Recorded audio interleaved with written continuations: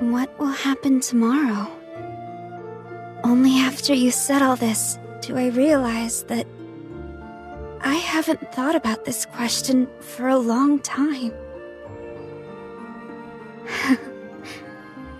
The world you promised sounds wonderful. I like it. After going out, I can start a new life, meet new friends.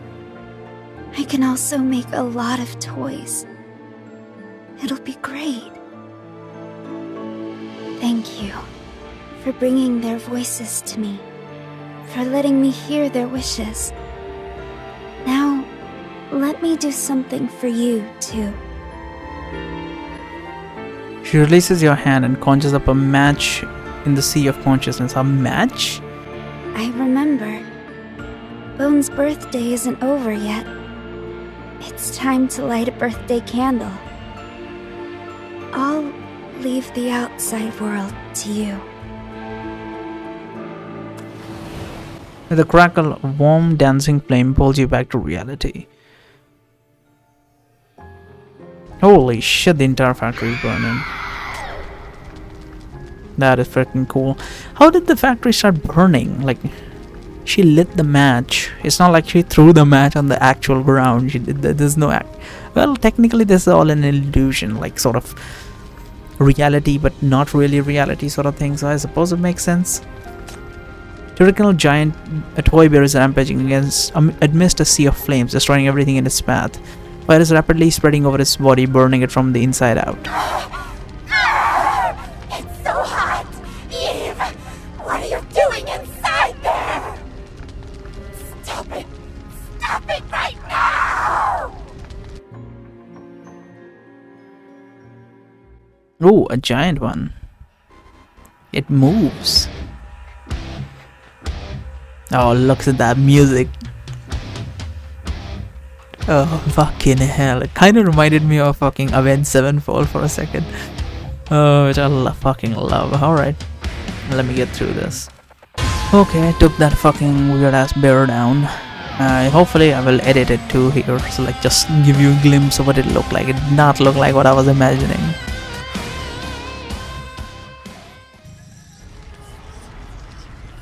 Do I have to read that, or is that going to say something? Don't go, don't leave. The toy bear has been defeated, but its contamination residues still stand in your way, moaning eerily. It's over, time to go out and face reality. But the mirage is clearly so much better. Oh, I don't know which. I think that was Roleka, and I think this is the dreamy bubble girl. I forgot her name. Reality always leads to pain. You're using the same trick again, aren't you tired of it? Aren't you tired of it? You wave away the dark mist in front of you, but it gathers again into another shadow. I think that's Hamel, I don't know. Like, Olivia Ray, I think that is. I don't know what she has to do there, because I have not done all the events. Why can't everything just remain in this moment forever? That's Adele. Isn't it wonderful to stay in a world without any worries? What's fake will always be fake. They cannot bring about genuine feelings. But those people you brought back to reality, did they really find happiness? At least we should give Eve the right to see the truth and make her own choice.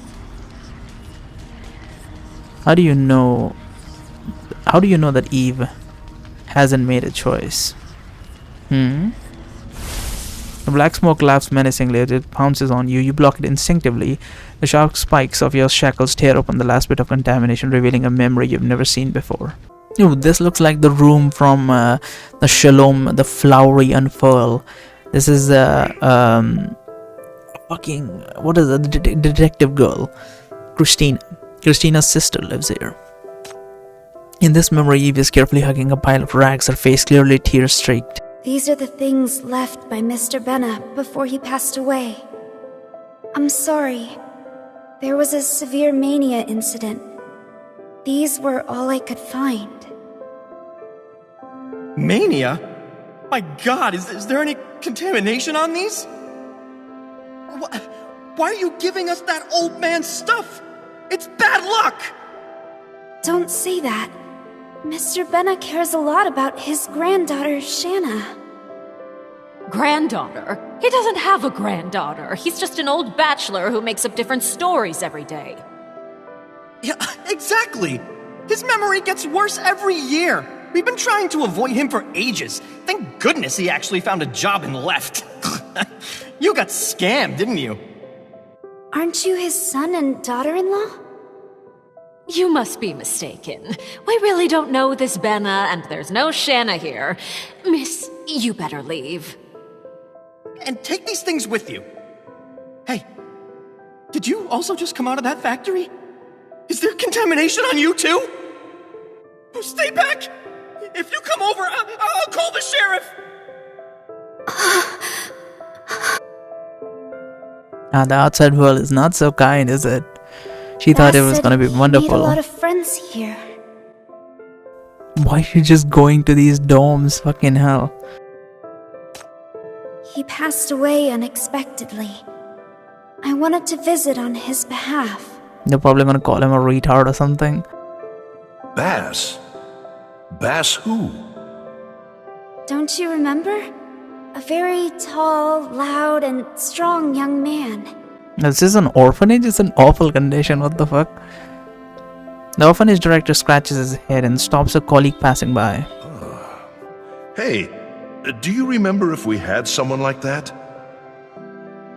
Let me think. A loud voice. Ah, are you talking about that buffoon? Bass?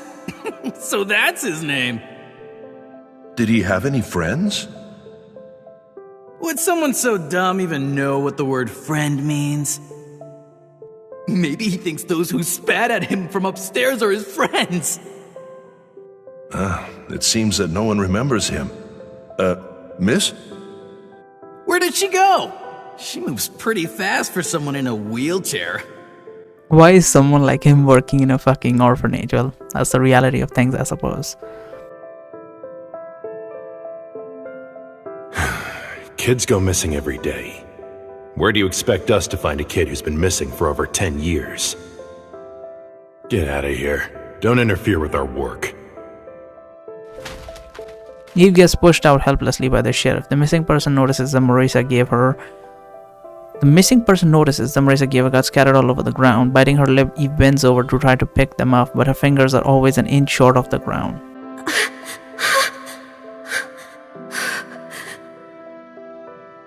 Maybe to you, he's just one of thousands of missing children. But he's Marissa's only child. What are you mumbling about? Pack up your stuff and leave. Don't come back. We can't help you. Polly really left nothing behind? A poor neighborhood. Yeah, she left nothing. Everything was destroyed in that disaster. Isn't there compensation from the factory? How can she just die on us like that? Does that good-for-nothing girl want her little brother to starve? Little brother? Miss Eve, you can see that we're struggling to make ends meet.